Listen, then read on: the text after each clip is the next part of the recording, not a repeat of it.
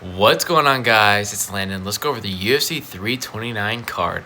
I'm going to go over the main card first and then the prelims. Starting off here at the bottom, I got Gable Stevenson versus Ellison. Gable Stevenson making his UFC debut. This is highly anticipated by a lot of MMA fans and wrestling fans. Gable Stevenson is a gold Olympic medal wrestler. Ellison, he has one fight in the UFC only ever. He went against this guy from New Zealand. I forgot his name, guys. I'm sorry about that. But he went against Geziev in his last fight. He looked dominant. He's had multiple TKOs in the UFC so far. That should be a great fight. Moving on next, we got Brandon Royval versus Lanier. I think I'm saying that right, Kavanaugh. That's a great fight. Kavanaugh, in his last fight, highlighted in a fight night against Brandon Moreno in Mexico. Beat him in honestly an upset type of fight. I honestly had Kavanaugh winning. But Royval brings the entertainment, brings fun fights. His last fight against Joshua Van was super fun. That was a great fight.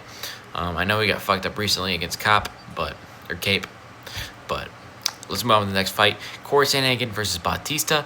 Corey Sandhagen is a brilliant knockout artist, brilliant striking artist in the UFC, but Mario Bautista is a fighter who's great grappling, and his last fight against Oliveira showed levels. This is a cool fight. Bautista can take this to the ground and dominate, but Sandhagen can also show him levels in the striking. That's a fun one. Moving on to the co-main, we got Benoit Saint Denis versus Paddy Pimblett. That's a fun fight as well. Paddy Pimblett just got dominated by Justin Gaethje. Yeah, there were some eye pokes in there, a little suspicious, but he showed levels against Pimblett. Saint Denis has looked ridiculous recently, the god of war. I got Saint Denis winning that one, honestly, personally. And then moving on to the big one, the main event here, Conor McGregor versus Max Holloway. Announced. That is so insane at welterweight, guys. So cool.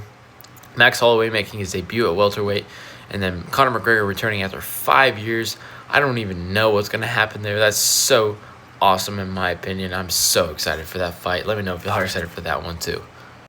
Moving on to the prelims here, Cody Durden versus Adi Osborne is a cool fight. Tracy Cortez versus Wang Kang. Tracy Cortez has been a big name for not the greatest MMA reasons, but for other reasons. If you know, you know.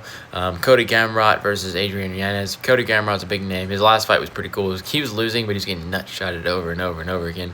And he ended up getting the win, so here he is again in the prelim. He's always a fun fighter. And then at middleweight, we got Damian Pinaz versus Cesar Almeida. Don't know too much about both those guys. Honestly, I know they both are obviously pretty early in their MMA career. Only have 10 fights and 9 fights each, respectively. And then Luke Riley. This is where I really want to get into it. Luke Riley versus Kai Kamaka. That's a huge fight at prelims. Luke Riley has recently co-mained at a fight night. Luke Riley looks insane recently. 13-0 fighter. That's insane. Him and Pimblett both coaches on the same card.